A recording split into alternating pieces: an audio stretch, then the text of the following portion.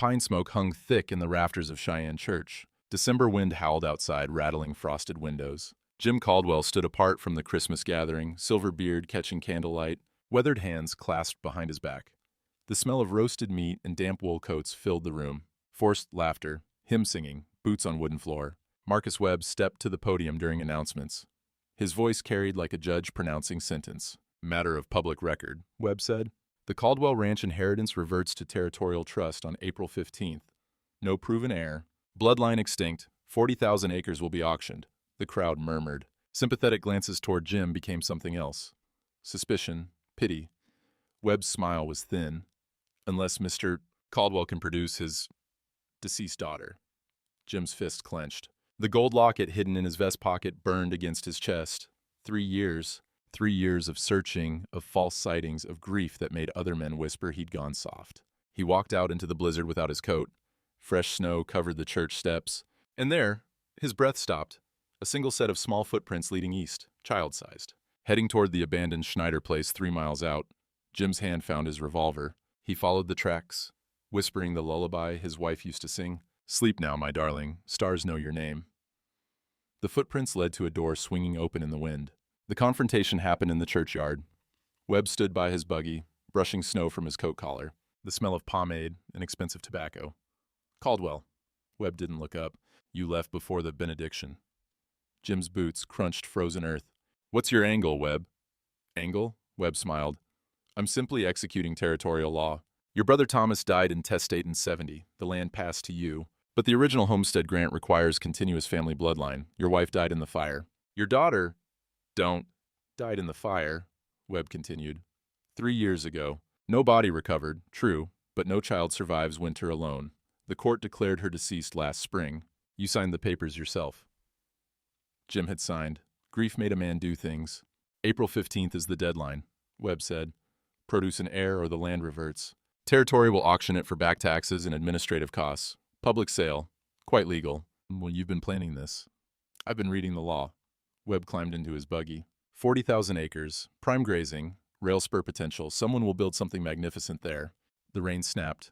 The buggy rolled away, leaving Jim standing in the snow. He looked east. Those small footprints were already filling with fresh powder. The Schneider place sat 3 miles out, abandoned since the family moved to Montana. Jim's horse picked its way through drifts. Wind cut through his vest. His breath came in clouds. The footprints were clear until the last quarter mile. Then the blizzard erased them. But Jim knew the way. Every rancher knew every structure within 10 miles. The homestead door hung open. Snow had blown inside, covering the main room floor. Jim lit his lantern. The flame cast shadows that moved like living things. "Hello?" his voice echoed. No answer. The downstairs showed typical abandonment. Broken furniture, a rusted stove, the smell of mildew and decay, mouse droppings in the corners. But the staircase, Jim paused. The handrail was clean. Someone had gripped it recently. His hand found the same spot, still faintly warm from another's touch. Upstairs, 3 doors, 2 open, rooms empty, the third closed. Jim pressed his ear to the wood. A sound. Faint, ragged breathing. "I'm a friend," he called. "I'm not going to hurt you." The breathing stopped, then resumed, faster, frightened. Jim tried the latch, locked from inside. He put his shoulder to the door. The old wood gave with a crack that echoed through the empty house. The room was dark, except for his lantern, a small bed against the wall, a figure under a blanket, curled tight. Jim approached slowly. "It's all right. You're safe now." He reached for the blanket edge. His hand shook. He pulled it back. A child's face, pale, malnourished, dark hair, matted. But those eyes he'd seen every day for 8 years before the fire. "Sarah," his voice broke. "Baby, it's Papa." She stared through him, not at him, through him, as if he were glass, as if 3 years had erased him entirely from her memory. Jim's knees hit the floor. The lantern nearly fell. His hand reached out but stopped inches from her face. She flinched. "You're real," he whispered. "You're alive." Sarah didn't speak, didn't move. Just watched him with eyes that had seen too much and remembered nothing. Outside, the blizzard howled. Inside, Jim Caldwell knelt before a miracle that didn't recognize him. The locket in his pocket felt heavy as stones. He had 115 days to prove she was his daughter, and she couldn't even say his name. Jim carried Sarah to his horse. She weighed nothing. A sparrow wrapped in rags. She didn't fight him, didn't cling to him, just lay limp in his arms like something already dead. The ride to the ranch took an hour. Snow fell steady. Jim wrapped his coat around her and felt her shivering against his chest. He tried singing the lullaby. His voice cracked on every word. She never looked at his face, just stared at the horse's mane, fingers clutching a burnt doll he'd found beside the bed. The ranch house appeared through the snow, lamplight in the windows. Tom Hollister, his foreman, came out when he heard the horse. "Boss?" Tom saw the child. His face went white. "Jesus Christ." "Get Doc Hart," Jim said. "Now." Tom ran for his horse without another word. Inside, Jim set Sarah on the settee near the fire. She recoiled from the flames, pressed herself into the corner. Her breath came fast and shallow. "It's all right," Jim said. "Fire won't hurt you here." But she curled tighter, that burnt doll against her face. Jim brought water, bread. She wouldn't touch either, just watch the fire like it might leap out and devour her. He knelt at a distance, showed her the locket from his pocket. "This was your mother's. See, she had chestnut hair. And this," he opened it. Inside, 2 strands braided together. "This blonde hair is yours, from when you were a baby." Sarah's eyes flicked to the locket, then away. "I'm your father," Jim said. "James Caldwell. You're Sarah, Sarah Elizabeth Caldwell. Born March 3rd, 1865. You'll be 9 in—" His voice broke. "In 3 months." Nothing. No recognition, no spark. The door opened. Doc Eleanor Hart came in, stamping snow from her boots, medical bag in hand. She was 38, practical, with gray already streaking her dark hair. She'd been the one to tell Jim his wife was dead when they pulled the body from the fire. Tom said— She saw Sarah, stopped. "God in heaven." "I need you to examine her," Jim said. "Tell me she's real. Tell me I'm not—" "You're not." Eleanor set down her bag, approached slowly. "Hello, sweetheart. I'm a doctor. I'm going to check if you're hurt. Is that all right?" Sarah didn't answer, but she didn't flinch when Eleanor touched her wrist, checking her pulse. The examination took 20 minutes. Eleanor worked quietly, noting things in a small book. The smell of carbolic soap and camphor oil. She checked Sarah's teeth, her reflexes, the way her eyes tracked light. Then she found the scar. "Jim?" Eleanor's voice was careful. "Come here." Sarah's left shoulder blade. An L-shaped burn mark, old but distinct. Eleanor traced it with one finger. "You remember this?" Jim's throat closed. She fell against the stove. March of 71. "Laura couldn't stop the crying. We had Doc Morrison out. He stopped. Morrison died. Last year. Influenza. Anyone else who'd remember?" "Laura." The word tasted like ash. "And she's dead too." Eleanor closed Sarah's dress gently. "The scar matches your description. Burn pattern is consistent with a cast iron stove edge. She's malnourished, dehydrated, but alive. However, she survived." The door opened without a knock. Marcus Webb stepped inside, brushing snow from his coat. Behind him, 2 men Jim didn't recognize. The smell of tobacco and ink and something else. Something oiled and dangerous. "Mr. Caldwell," Webb said. "I heard about your discovery." Jim stood. "Get out of my house. This is territorial business now." Webb pulled papers from his coat. "I've been to the county records office. Birth certificates, homestead claims." He laid a document on the table. "This child you found. Her name is Emma Schneider, born December 1867. Daughter of Klaus and Margaret Schneider, who abandoned their homestead last spring." Eleanor picked up the paper. Her face darkened. "This looks official," Webb said. "Signed by the territorial clerk. Witnessed, certified." "She's my daughter," Jim said. "Prove it." Webb's smile was cold. "Medical records? Burned in your house fire. Birth certificate? Same. The midwife who delivered her. Dead 3 years. The doctor who treated that scar?" Webb gestured at Sarah. "Dead last year, as you said. The scar could be anyone's scar." Webb folded his hands. "Mr. Caldwell, I understand. Grief makes a man see things he wants to see. You lost your daughter. You found a child. Naturally, you hope she's mine. Then prove it in court." Webb collected his papers. "I filed an emergency petition with Judge Harmon. Hearing is set for January 18th. Until then, this child remains in your care, but under territorial supervision. Any attempt to remove her from the jurisdiction will be considered kidnapping."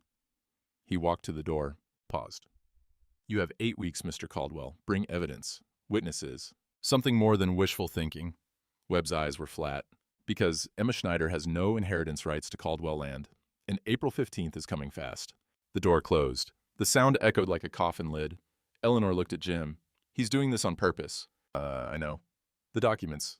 They're not real. They can't be. Doesn't matter." Jim stared at Sarah, who watched the fire with dead eyes. Real or not, he's got them, and I've got nothing. Sarah's small hand moved, touched the burnt doll. Her lips formed a single word, so quiet Jim almost missed it. Dark. It was the first word she'd spoken in 3 years, and all it meant was she was still afraid. Jim broke down 3 days later, not at the ranch, not in front of Sarah, who still wouldn't eat unless left completely alone in the room. He broke in the church. Father Miguel Torres found him in the back pew. The priest was 50, with silver at his temples and hands scarred from years building mission schools. The smell of incense and old wood. James? Jim didn't look up. His hands covered his face. The sound of his breathing was ragged, desperate. Miguel sat beside him, said nothing, just waited. I can't prove it, Jim finally said. Everything burned. Everyone's dead, and she doesn't remember me. Doesn't speak. Just stares like I'm... His voice cracked. Like I'm nobody. You're her father. The law doesn't care what I am. Jim's hands dropped. His eyes were red. Webb's got documents. Official ones. Judge Harmon is a by-the-book man. He'll rule on paper, not faith. Miguel was quiet a moment. Then, I'll find the truth. What? Territorial records, birth certificates, land transfers, marriage licenses. The priest's voice was firm. I have access to church archives that go back 40 years. Baptismal records, death registers, Eastewers, death records. If Emma Schneider existed, she'll be in there. If she didn't, Webb forged them. Then we prove that. And Miguel stood. God doesn't return what he takes without reason, James. Your daughter came back. That means something. I'll search every document in Cheyenne if I have to. Jim looked up. Why? Because I've known you 20 years. You're a good man. And because... Miguel hesitated. Webb's name appears in 3 other cases. Families who lost children, orphaned inheritances, properties that reverted to territorial trust, properties Webb acquired. The words hung in the cold air. He's done this before, Jim said. I can't prove it yet, but I will. Miguel placed a hand on Jim's shoulder. Faith, James, and evidence. We'll need both. After the priest left, Jim knelt. He hadn't prayed since the fire. The words came hard, rusty, but they came. Tom Hollister watched from the doorway. The child, Sarah or Emma, or whoever she was, sat at the kitchen table. Small hands moving toy horses across the wood surface. Not playing, arranging. Tom had worked the Caldwell Ranch for 20 years. He'd watched Sarah grow from baby to girl, watched the fire take her and Laura, watched Jim turn hollow. Now this, a ghost made flesh, or a stranger wearing the wrong face.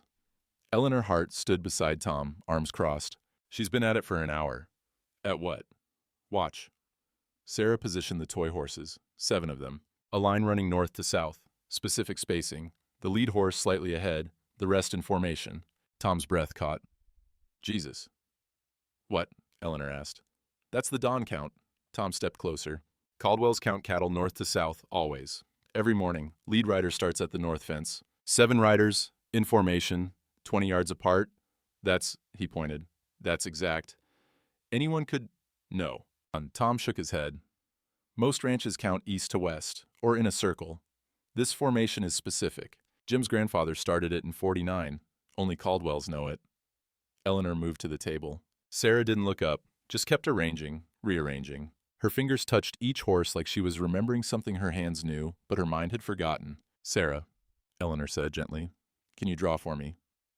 She set paper and a pencil on the table. Sarah's hand moved, not hesitant, automatic. She drew lines, squares, a house with a specific shape, a barn, fences, a creek that bent in a particular way. Tom leaned over, his face went pale. That's the ranch, he whispered. Old layout, before we moved the North Corral in 71, before the fire. Eleanor picked up the drawing. This creek bend is exact, runs behind the east pasture. Tom sat down heavily. Only someone who lived here would know, would remember. Sarah drew another picture. A woman with long hair, a man with a beard, a small figure between them. Above, she drew a star. Tom's voice was rough. Boss used to told Sarah, that her mama was the most beautiful star in heaven. After Laura died, he stopped. Christ, it's her. It's really her. Eleanor touched Sarah's shoulder. The child flinched but didn't pull away. Can you show me more? Eleanor asked. Sarah drew the house again, this time with flames, the east wing burning, and a small figure in a window, one hand pressed to the glass. Tom stood abruptly, walked to the door, his shoulders shook. Jim came in from the barn, snow on his coat, saw Tom's face. What happened? Boss, Tom's voice was thick.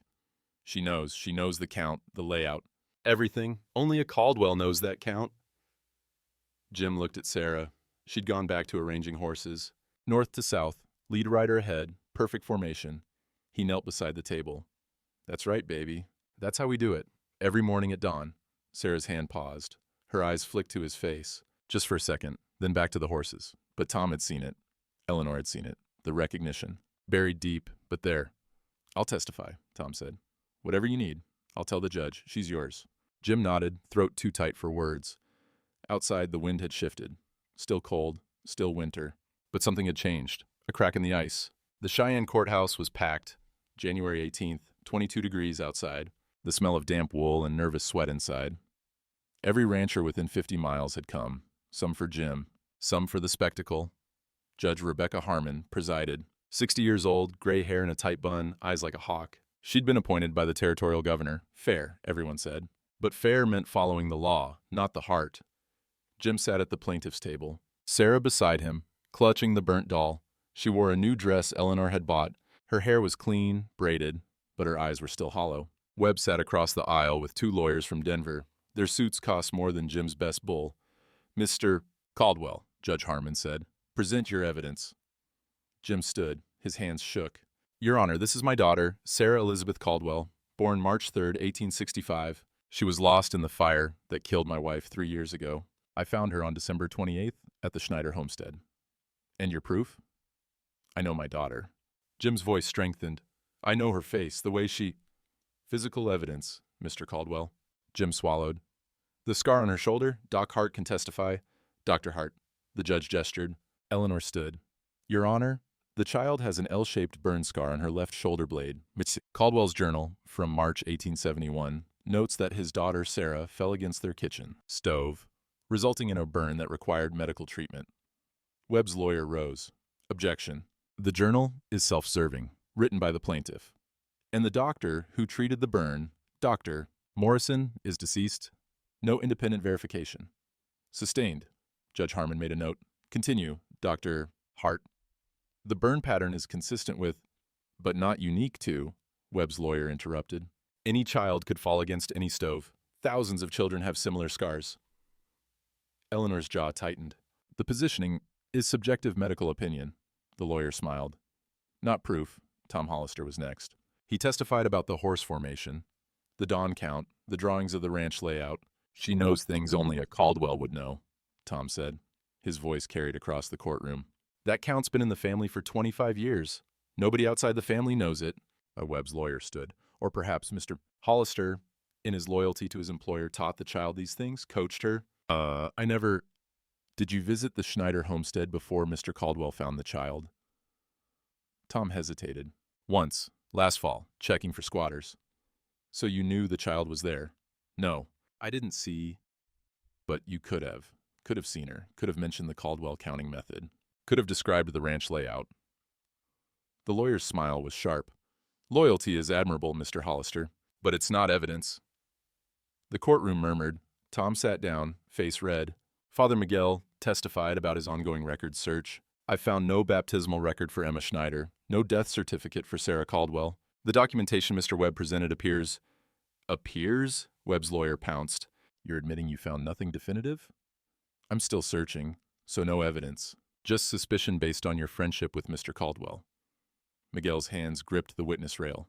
The absence of a baptismal record is significant. Every child born in the territory should, but not all are, especially on remote homesteads. The lawyer turned to the judge. Your Honor, Father Torres has provided speculation, not proof. Then Webb took the stand. He presented documents, birth certificate for Emma Schneider, signed by a territorial clerk, witnessed by a traveling judge who died 2 years ago. Convenient. The Schneiders were German immigrants, Webb said. They homesteaded in '67, had a daughter, abandoned the claim last spring when the crops failed, left the child behind. Tragic but not uncommon in hard times. And how did you come by these documents? Judge Harmon asked. They were filed with the territorial clerk's office. Public record. I retrieved them when I heard Mr. Caldwell's claim. Very efficient, Jim muttered. Webb heard, smiled. The hearing lasted 4 hours. When it ended, Judge Harmon's face was tired. This court recognizes the depth of Mr. Caldwell's conviction, she said. But conviction is not proof. The evidence presented is circumstantial, subjective, based on interpretation rather than fact. Jim's chest tightened. Mr. Webb has provided certified documentation. Unless Mr. Caldwell can produce medical records, birth certificates, or credible witnesses with first-hand knowledge, not speculation, this court cannot rule in his favor. Your Honor, Jim stood. I'm not finished. Judge Harmon's voice cut like ice. Given the disputed nature of the child's identity and the lack of definitive proof, this court orders that the child be placed in territorial custody pending further investigation. She will reside at the Cheyenne Territorial Orphanage until such time as her identity can be legally verified. The courtroom erupted. Jim's voice was lost in the noise. 60 days, the judge continued. You have until March 20th to produce additional evidence. If you cannot, the child will be placed for adoption through proper territorial channels. The gavel fell. Jim looked at Sarah. She sat still, that doll in her lap, watching nothing.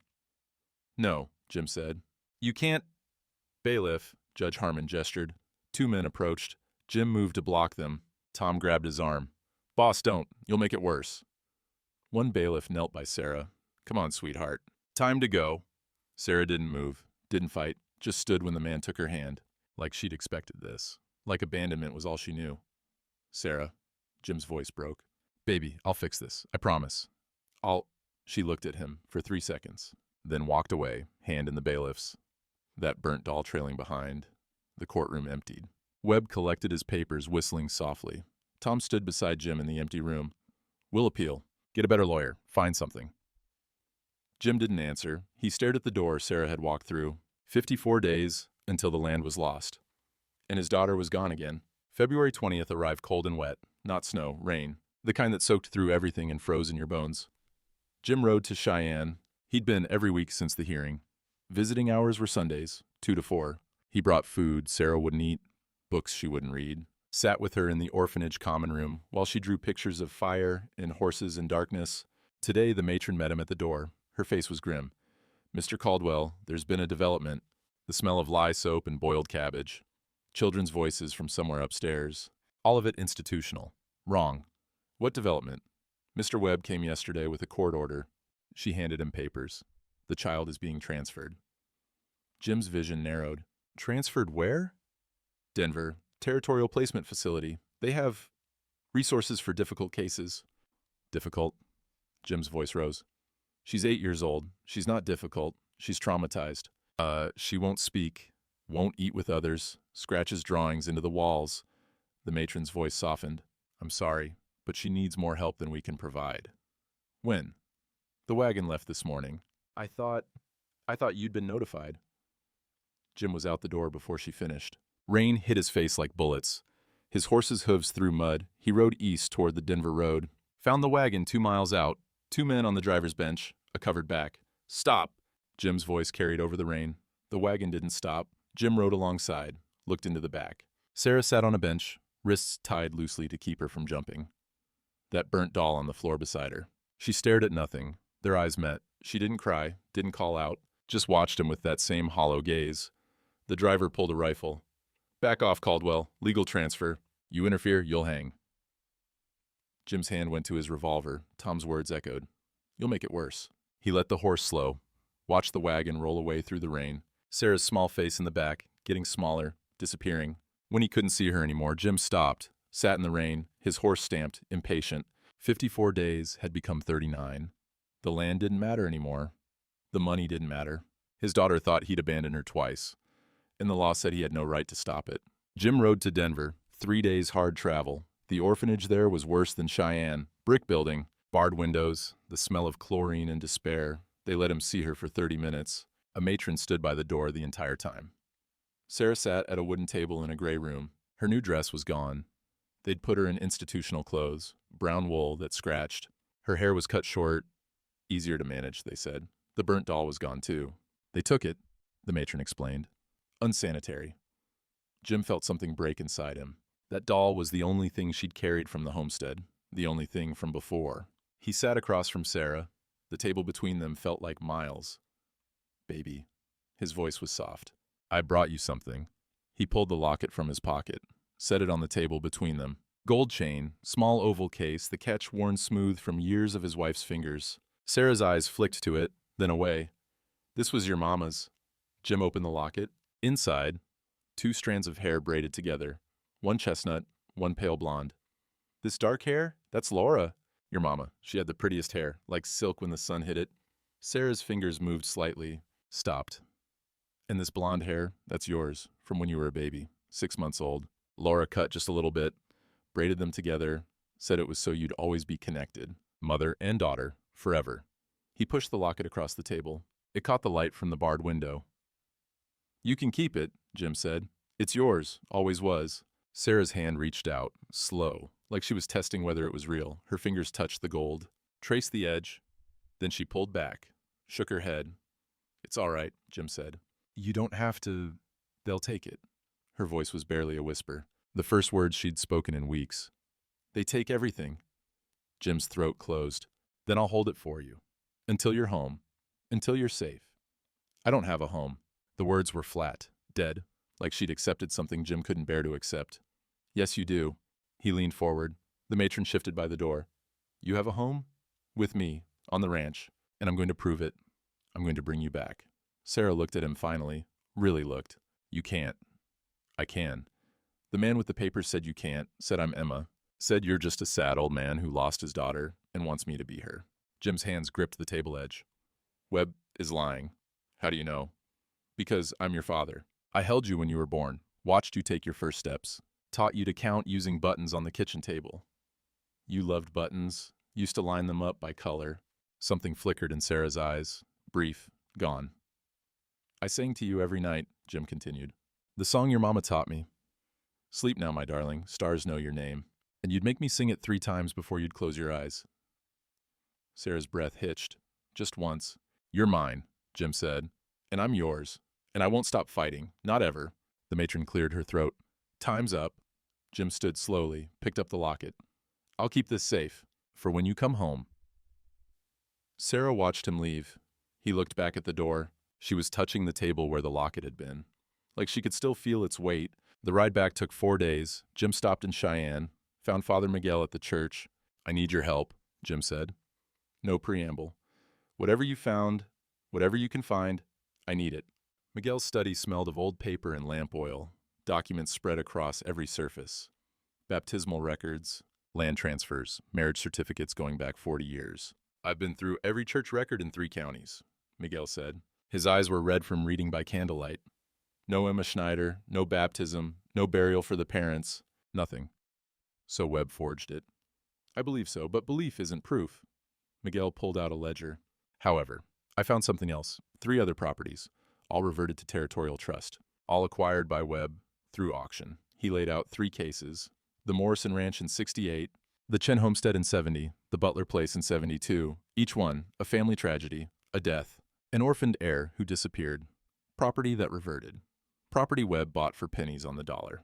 It's a pattern, Jim said. It's circumstantial. Miguel closed the ledger. But Doc Hart found something. She's waiting at your ranch. Jim rode through mud. March was coming. The thaw had started. Roads turned to soup. His horse struggled through the mire. Eleanor met him at the door. Behind her, Tom Hollister stood with arms crossed. We found the midwife, Eleanor said without preamble. Jim's heart stopped. What? Martha Yates. She delivered Sarah. I thought she was dead. Everyone said she died in 71. But she didn't. She moved to Montana. Remarried. Different name. Can she testify? She's traveling back. Should arrive in 2 weeks. Eleanor's face was grim. But there's a problem. There was always a problem. Tom spoke. Webb knows. Offered her $500 to say she never delivered a Caldwell baby. $500. More than most people saw in 5 years. Will she take it? Jim asked. She says no, Eleanor replied. But she's poor, James. Husband's sick. $500 would save them. Jim walked to his desk, opened the lockbox, counted what remained. $340. Not enough. He looked out the window. His prize Hereford bull grazed in the south pasture. Finest animal in the territory, worth $800, his wife's favorite. Laura used to feed it apples from her hand. Tom, Jim said quietly, take the bull to market tomorrow. Best price you can get. Tom's face fell. Boss, not tomorrow. Jim's voice was steel. Get what you can. Give 600 to Martha Yates. Tell her it's to remember the truth, not to change it. Eleanor touched his arm. James, without that bull, the breeding program, doesn't matter if I lose the land. Jim closed the lockbox. Doesn't matter if I lose everything, I'm not losing her again. Outside, the bull lowed, low and mournful, like it knew. March brought mud and cold rain and the sound of Jim's fortune draining away. But somewhere in Montana, a midwife was remembering a birth from 9 years ago, and that was worth more than cattle. Webb came to Eleanor's office on March 8th. She was reviewing patient files when he walked in without knocking. The smell of expensive tobacco and something else, something oiled, dangerous. Dr. Hart? He removed his hat. Polite, poisonous. A moment of your time. Eleanor set down her pen. I'm busy. This won't take long. Webb sat uninvited. I understand you plan to testify at the appeal hearing. If there is one. There will be. Webb smiled. Mr. Caldwell is persistent. But persistence isn't wisdom, especially for those who support him. Eleanor's spine straightened. Is that a threat? An observation. Webb examined his fingernails. The Territorial Medical Board is quite particular about licensing, requires regular review, character assessments, professional conduct evaluations. My conduct is exemplary. Is it? Webb's eyes were flat. Providing medical opinions without definitive proof. Allowing personal relationships to cloud professional judgment. The board might question whether you're fit to practice in Wyoming territory. The words hung in the air like smoke. Eleanor stood. Get out of my office. I'm simply advising caution. Webb rose, settled his hat. Think about your future, Dr. Hart. Your practice. Your reputation. All of it can disappear with one word to the right people. He left. The door clicked shut. Eleanor sat down slowly. Her hands shook. She'd spent 15 years building her practice, earning trust in a profession that barely tolerated women. One complaint to the board, one hint of impropriety, could end everything. She looked at Sarah's medical file, the scar documentation, the careful notes. Then she locked it in her desk drawer and went to find Father Miguel. Miguel was in the church when Webb found him, late afternoon, light slanting through stained glass. The priest was arranging hymn books when the lawyer's shadow fell across the pews. Father Torres. Miguel turned. Mr. Webb, I wanted to discuss your upcoming testimony. I have nothing to discuss with you. Webb walked down the aisle. His boots echoed. The church receives a substantial annual donation from the Territorial Fund, supports your mission work, your schools, feeds the poor. Miguel's jaw tightened. I'm aware of our funding sources. Such funding requires good relationships with territorial authorities, men who advise the governor, men who determine which churches receive support and which. Webb paused. Don't. You're threatening the church. I'm explaining reality. Webb's voice was soft. You're a good man, Father. You help people. But helping one man destroy his own life, and potentially the church's mission, isn't charity. It's foolishness. Miguel set down the hymn books. Is that all? One more thing. Webb stepped closer. Your investigation into territorial records, the pattern you think you've found. I'd be careful pursuing that. Men who dig too deep sometimes find things that bury them. He left Miguel standing in the sanctuary alone. The priest waited until the door closed. Then he locked it, went to his study, pulled out every document he'd collected on Webb's previous acquisitions. An hour later, Eleanor knocked. He threatened you too, she said. Not a question. Yes. Miguel poured tea with steady hands. He's afraid. Afraid men are dangerous. True? Miguel set down his cup. But fear makes them careless. He threatened my church, my life's work. His voice hardened. That was a mistake. Eleanor sat. What did you find? Miguel spread papers across his desk. I've been focused on the wrong records. Birth certificates, land transfers, but today I went deeper. Territorial supply requisitions, purchase orders from the general store. He pulled out a ledger. 2 weeks before the Caldwell fire, March 7th, 1871. Someone purchased 15 gallons of lamp oil. Far more than any household needs. Who? Miguel pointed to a signature. Marcus Webb. Eleanor's breath caught. That's not proof There's more. Miguel laid out another document. The Chen Homestead fire in 70, a week before, Webb purchased turpentine. Large quantity. The Morrison Ranch fire in 68. Webb bought accelerant from a traveling merchant. I found the receipt. God in heaven. He doesn't just exploit tragedies. Miguel's voice was cold. He creates them, burns families out, waits for properties to revert, then acquires them for nothing. Eleanor stood, paced. If this is true, if he killed Laura Caldwell, he killed more than Laura. The Morrison fire took both parents and a son. Only their daughter survived. She disappeared 2 months later. Miguel's hands gripped the desk edge. The Chen fire killed the father. Mother and children vanished. Authorities assumed they moved back to California. Or they're dead. Or they're dead. Miguel gathered the documents. We need to take this to the territorial marshal tonight. Webb owns half the officials in Cheyenne. Then we go to Denver, to the federal marshal. Miguel's eyes were hard. This is murder. Multiple counts. This goes beyond land fraud. Eleanor looked at the papers. Evidence of a monster wearing a lawyer's face. What about Jim? We don't tell him yet. He's barely holding on. If he knows Webb murdered Laura, Miguel shook his head. He'll kill him and hang for it. And so we keep this quiet. Until we have federal protection. Until we can arrest Webb properly. Miguel met her eyes. Can you still testify, even with his threats? Eleanor thought of Sarah. That hollow gaze, the scar on her shoulder blade, the child who'd lost everything because a greedy man wanted land. Yes, she said. I'll testify. Good. Miguel locked the documents in his safe. Because Martha Yates arrives in 3 days, and when she confirms Sarah's birth, Webb will have nothing, except murder charges. They walked to the church door together. Outside, spring rain was falling, the kind that washed away winter and brought green things. He's not just afraid, Eleanor said quietly. He's trapped. I know. Miguel's voice was grim. And trapped animals bite hardest before they die. Martha Yates arrived on March 28th. She was 63, gray-haired, with hands gnarled from arthritis. She'd traveled 5 days from Montana. Tom met her at the depot with Jim's $600 in cash. They gathered at the ranch. Jim, Eleanor, Miguel, Tom, and Martha. The smell of coffee and wood smoke. Outside, thunder rumbled distant. A spring storm building over the mountains. Martha sat at the kitchen table, accepted coffee with shaking hands. I remember the birth, she said. March 3rd, 65. Middle of a blizzard, Laura Caldwell screamed for 8 hours. Finally delivered at dawn. A girl. 7 pounds. Healthy lungs. Jim's eyes closed. Hearing someone else say it made it real again. I cut the cord, Martha continued. Wrapped the baby. Handed her to Laura. She cried. Happy tears. Named her Sarah Elizabeth. After James's mother. Can you testify to this? Miguel asked. I can. I will. Martha looked at Jim. But Mr. Caldwell, you should know, Webb found me first. Jim's stomach dropped. What? 3 days ago. Sent a man to my house. Offered $500 to say I never delivered your child. Said I was mistaken. Old memories fade. Maybe it was another family. Did you? I sent him away. Martha's voice was firm. I'm a midwife. I remember every birth, every mother, every cry. I won't lie about bringing life into this world. Not for any amount of money. Eleanor touched Martha's hand. Thank you. But Webb knows I'm here, Martha said. Knows I'm testifying. He's desperate.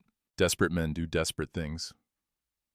Thunder cracked closer. Rain began pattering on the roof. Jim stood, walked to the window, stared at nothing. His hands gripped the sill until his knuckles went white. James? Miguel's voice was careful. They took her to Denver, Jim said quietly.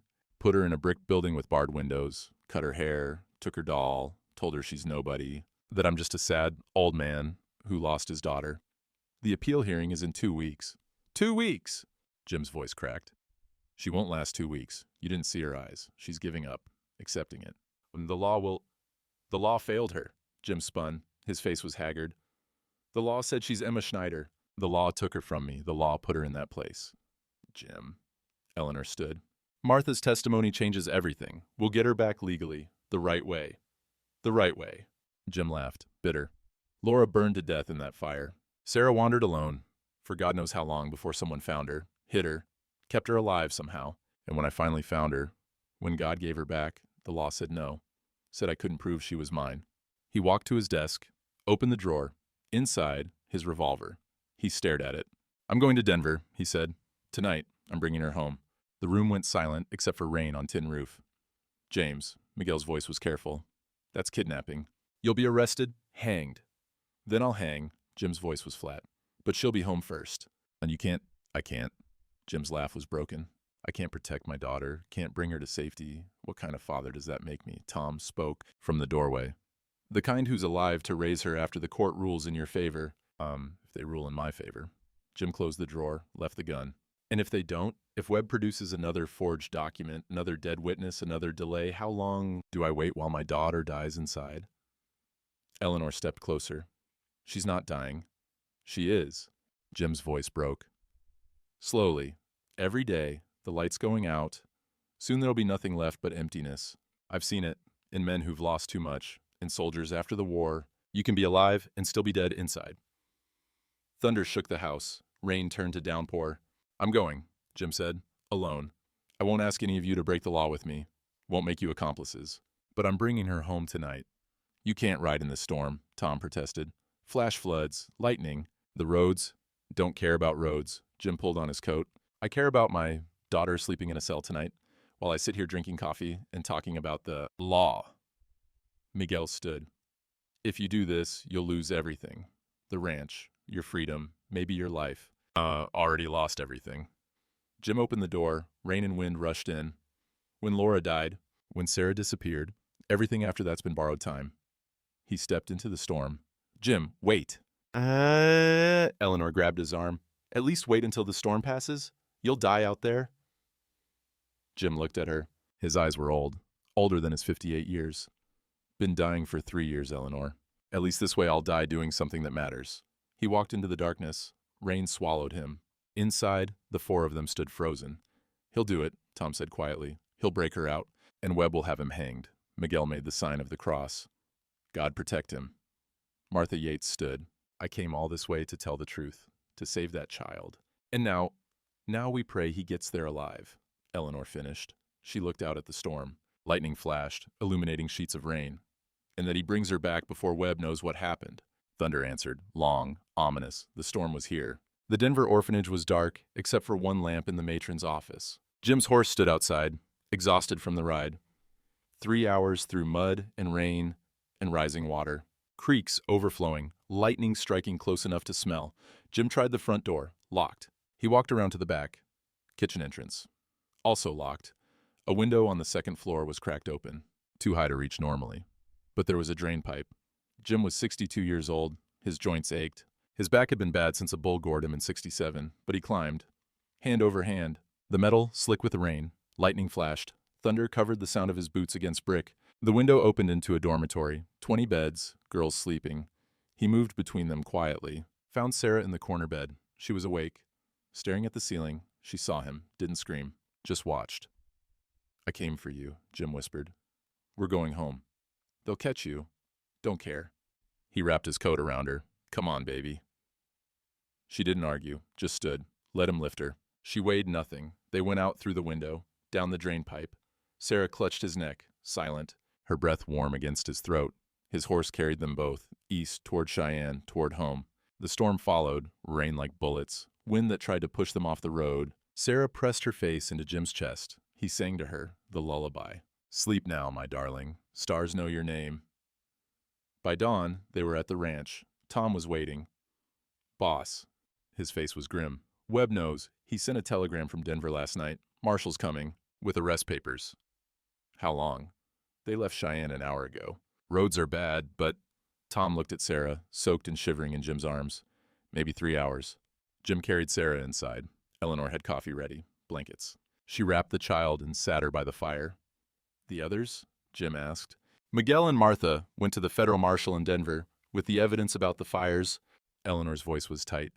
But even if they believe it, even if they arrest Webb, you still broke her out. You still kidnapped her, I know. Jim knelt by the fire.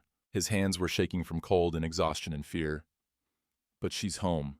Whatever happens now, she's home. Sarah watched the flames, didn't recoil this time, just watched. Jim went to the barn. To the burned wing he'd kept locked since the fire. Pried open the door. Inside, smoke-damaged tack. His old saddles, Laura's things. He found his Sunday saddle, the one he used for dawn counts. Carried it back to the house. Set it on the kitchen table. Tom watched. Boss, what? Need to oil it. Jim's voice was distant. Always oil the leather on Sunday mornings. Ritual. Been doing it since my father taught me. It's Thursday. Don't matter. Jim found the leather oil. The brush. Some things you do because they're right, not because it's the right day. He opened the tin. The smell hit him, rich, earthy. The smell of Sunday mornings and cattle counts and the life he'd built with Laura. Sarah's head turned, just slightly, her nose lifted, breathing in. Jim began to work, slow, methodical. The brush moving in circles, the leather darkening, softening, the smell filling the kitchen. Outside, the storm raged. Inside, a father oiled a saddle while his daughter watched. And somewhere on the muddy road from Cheyenne, a marshal rode with arrest papers and a lawyer who smiled because finally, he had Jim Caldwell exactly where he wanted him. They arrived at noon. The marshal, Thomas Brennan, a good man trapped by duty, rode at the front, Webb behind him, 2 deputies, all of them soaked and exhausted from the flooded roads. Jim met them on the porch, Sarah inside with Eleanor, the smell of coffee and leather oil still thick in the house. "Marshal," Jim's voice was steady. "James." Brennan dismounted. He looked tired, old. "You know why I'm here." "I do." "The child needs to come back with us. You need to come back with us." Brennan pulled papers from his coat. "I've got arrest papers, kidnapping, interference with territorial custody, resisting. She's my daughter." That's for the court to decide." Brennan's voice softened. "I'm sorry, Jim. I truly am. But the law—" Thunder cracked. So close the ground shook. Lightning hit somewhere north, the smell of ozone. "Creek's rising," Tom called from the barn. "Water's over the bridge already." Brennan looked back. The road they'd come on was disappearing under brown water, flash flood. The spring melt combined with days of rain. "Christ," one deputy muttered. "We're trapped," Webb said. His face was pale. "How long?" 4 hours, maybe 6. Tom's voice was grim. "Until the water drops. Can't cross now. You'd be swept away." Webb turned to Brennan. "Then arrest him now. Secure the child. We'll transport when— We're not going anywhere." Brennan looked at the flooding, at his exhausted horses, at the storm that showed no signs of stopping. "We wait." They came inside because there was nowhere else to go. 6 men and 2 women and 1 child, all trapped by water and weather and circumstance. Sarah sat by the fire. The saddle was still on the table, half oiled. She watched everyone with wary eyes. Webb saw her. His face went hard. "That's her, Emma Schneider. She needs to be—" "She stays where she is," Brennan said, "until we can leave. Then we'll sort it legally." Eleanor poured coffee. The kitchen was too small for this many people. Too tense. The smell of wet wool and anger. Jim stood by the window, watching the water rise. His revolver was on his belt. Everyone saw it. No one mentioned it. "Where's Father Torres?" Webb asked suddenly. "And that midwife?" "Denver," Eleanor said. "Federal Marshal's office." Webb's face went white. "What?" "Turns out you made a mistake," Eleanor said quietly. "Threatening a priest. Buying accelerant before fires.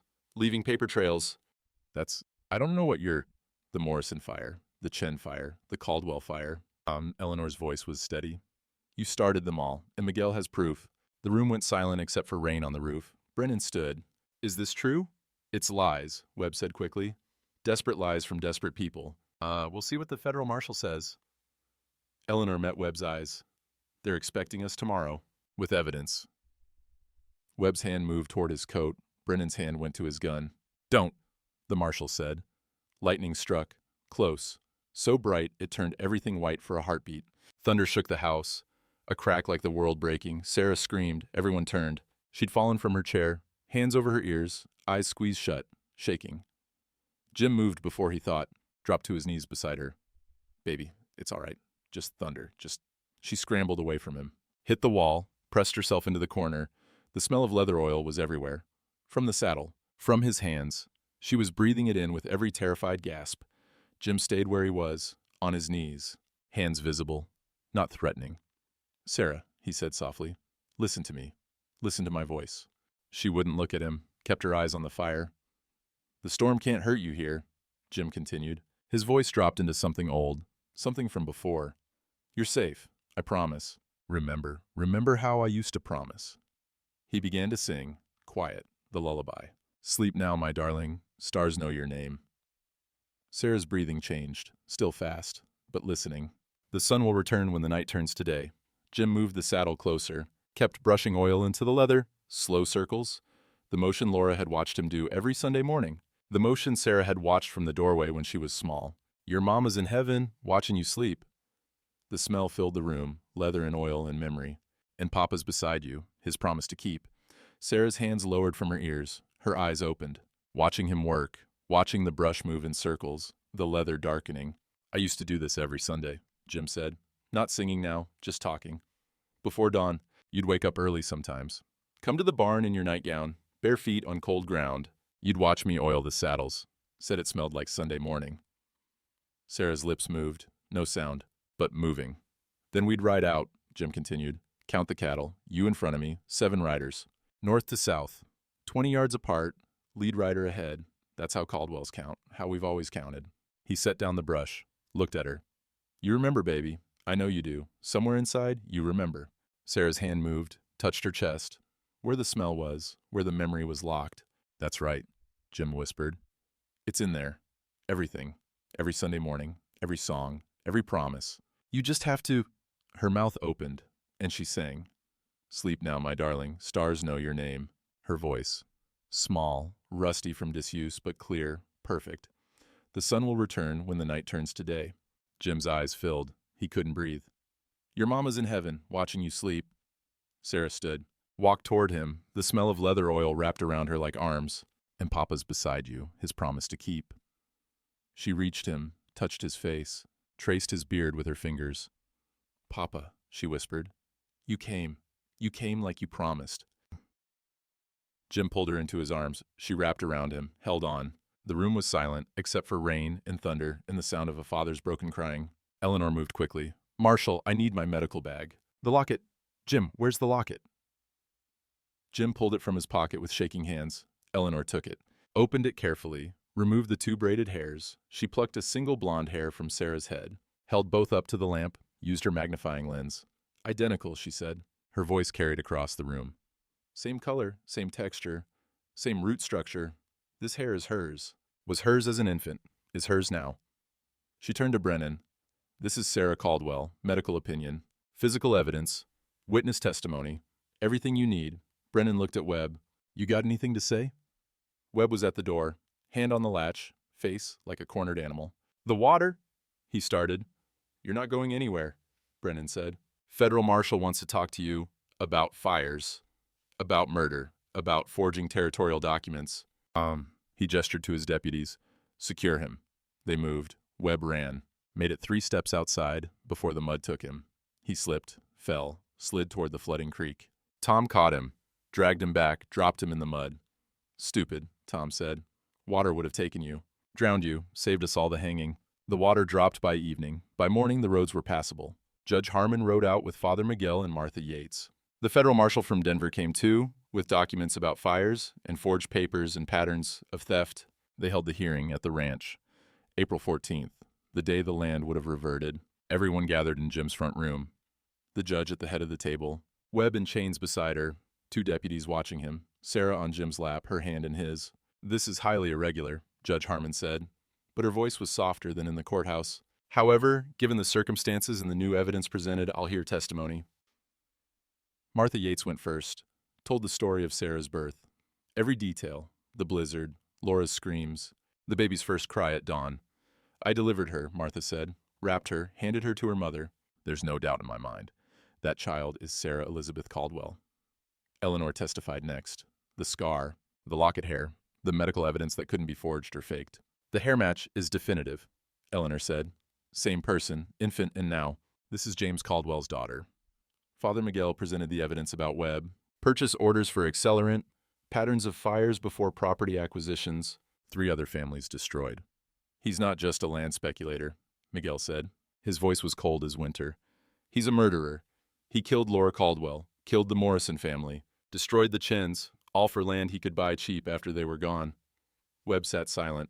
His lawyer from Denver hadn't come. No one would represent him anymore. Judge Harmon reviewed the documents. The room was quiet except for pages turning. The smell of coffee and spring rain through open windows. Finally, she looked up. In the matter of the identity of the child found at the Schneider homestead, she said, this court finds, based on testimony from the attending midwife, medical evidence, and the child's own demonstrated knowledge, that she is Sarah Elizabeth Caldwell, daughter of James and Laura Caldwell, born March 3, 1865. Jim's eyes closed. Sarah's hand squeezed his. Mr. Caldwell is hereby granted full legal custody, the judge continued. All previous rulings are vacated. The child is returned to her father. She turned to Webb. Her voice went hard. Marcus Webb, You are hereby charged with multiple counts of murder, arson, fraud, and conspiracy. You will be remanded to federal custody pending trial. She looked at the federal marshal. Take him. They dragged Webb out. He didn't fight, didn't speak, just went like a man already dead inside. When the door closed, Judge Harmon looked at Jim. Mr. Caldwell, you broke the law. Kidnapped a child from territorial custody. Interfered with legal proceedings. Resisted. I know, Your Honor. However, the judge's expression softened. Given that the child was your daughter, that she was wrongfully removed, and that you acted as any father would, I'm dismissing the charges with a warning. Don't ever make me regret this decision. No, ma'am. Good. She stood. Your land is secure. Your inheritance stands. Your daughter is home. She paused at the door. The law isn't always just, Mr. Caldwell, but today it was. Be grateful. After everyone left, the house was quiet. Tom had gone to check the herds, Eleanor to see patients, Miguel back to the church. Jim and Sarah sat on the porch. The storm had passed. Sun broke through clouds, warm on their faces. Sarah leaned against him. Papa? Yes, baby. Why did the man take me away? Jim was quiet a moment. Because he wanted our land, and he thought if you weren't here, he could take it. But I was here. I was always here. I know. Jim's voice was rough. You were always here, even when I couldn't find you. Even when you couldn't remember, you were always mine. Sarah touched the locket around her neck. Jim had put it on her that morning. She hadn't taken it off. Mama's in the locket, she said. Yes. And in heaven? Yes. Can she see us? Jim looked at the sky, clouds breaking, blue showing through. I think so. I think she's been watching, making sure you came home. Sarah was quiet. Then, I remember some things now. Not everything, but some. That's all right. We'll make new memories. Better ones. I remember the song. I heard. Jim smiled. You sang it perfect. And I remember the smell, the saddles, Sunday mornings. She looked up at him. You always sang while you worked. Mama said you couldn't carry a tune in a bucket. Jim laughed. Actually laughed. For the first time in 3 years. She was right. I can't. But I liked it anyway. I'll sing for you every Sunday, promise. Sarah nodded, settled against him. Papa? I'm tired. Then sleep, darling. I'm right here. She closed her eyes. Jim wrapped his coat around her, held her while she slept. The sun warmed them both. From the south pasture came the low of cattle. From the barn, Tom's voice singing something off-key. From the kitchen window, the smell of bread baking. Life resuming, moving forward. Jim kissed the top of Sarah's head, whispered the promise he'd make every day for the rest of his life. You're safe now, and I'm not going anywhere. 3 weeks later, early May, the ranch was alive again, calves being born, grass coming green. The smell of turned earth and new growth, cowboys singing while they worked, the sound of hammers rebuilding the burned wing, making it new. Sarah stood in the doorway, watching Jim oil saddles. Sunday morning, dawn breaking gold over the mountains. She was barefoot, wearing one of his old shirts as a nightgown, just like before. Can I help? She asked. Jim handed her a brush. Same way I showed you before, circles, gentle. They worked side by side, the leather darkening, the smell filling the barn. Meadowlarks sang in the south pasture. The sound Sarah said meant spring was really here. Papa? She didn't look up from her work. Father Miguel says Webb's gonna hang. Probably. Jim kept his voice even, didn't lie to her. Never would. Is that justice? Jim paused, thought about Laura, about the fire, about 3 years of grief and searching, in Sarah's hollow eyes, in that orphanage. I don't know, baby. Justice is complicated. The law says hanging. My heart says nothing will bring your mama back. Nothing will give you those 3 years. But maybe it'll keep other children safe. Other families. Sarah nodded slowly. Father Miguel says God forgives, even bad people. God might. I'm not God. Mama would want you to forgive. Jim's hands stilled. You remember that about her, about your mama? Some. She was kind, even to mean people. Said hate makes you sick inside. Sarah looked up. Are you sick inside? Jim met her eyes. This child who'd survived fire and abandonment and terror, who'd come back from darkness, who was teaching him how to live again. I was, he said honestly. For a long time, but you're healing me. And she smiled, small, precious, the first real smile he'd seen since finding her. They finished the saddles as sun cleared the mountains, rode out together for the dawn count. 7 riders spreading across the land, north to south, 20 yards apart. the way Caldwell's had always counted. Sarah sat in front of Jim, her back against his chest, his arms on either side holding reins. Safe. Look, she said, pointing. In the south pasture, a calf was being born, the mother lowing soft and low, Tom and 2 cowboys helping. New life entering the world. Beautiful, Jim said. Papa, Sarah's voice was quiet. Can I sing to the baby when it's born? Mama's song? Jim's throat closed. I think the calf would like that, and I think your mama would too. They rode closer, watched as the calf emerged, wet and wobbling, the mother cleaning it. The sound of new life taking its first breath. Sarah sang, soft and clear, the lullaby that had brought her home. Sleep now, my darling, stars know your name. The sun will return when the night turns to day. Your mama's in heaven watching you sleep, and Papa's beside you, his promise to keep. The cowboys stopped their work, listened. Tom wiped his eyes with the back of his hand. When the song ended, the calf struggled to its feet, stood, took its first steps on shaking legs, finding its balance, learning to live, like Sarah, like Jim, like all of them who'd survived the fire and the grief and the long winter. The land didn't care about deeds or documents or lawyers who lied. It knew who belonged to it. The earth remembered, the grass remembered, the cattle remembered, and Sarah Caldwell belonged here. Always had, always would. Jim kissed the top of her head, turned his horse toward home, toward breakfast and spring planting and all the ordinary beautiful days ahead. The sun climbed higher, meadowlarks sang, the creek ran clear and cold. Winter was over, and they were home.